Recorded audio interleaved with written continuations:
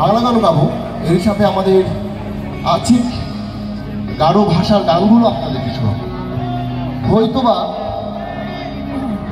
ভাষা ভিন্ন হবে, কিন্তু অনুভূতি কিন্তু এক, ঠিক আছে? যাই হোক, আচ্ছা ছোট্ট একটা কথা বলি। আমাদের ভোকাল হিসাবে আছে আমাদের এক্স ভোকাল, আজকে আমি সাইড ভোকালে থাকবো। আমাদের মিউজিশিয়ান সংকটের কারণে হচ্ছে আমাকে গিটারে বেশি মনোযোগ দিতে হচ্ছে। Thank you. যাই হোক, শুনতে যে গানটি করতে যাচ্ছি, এই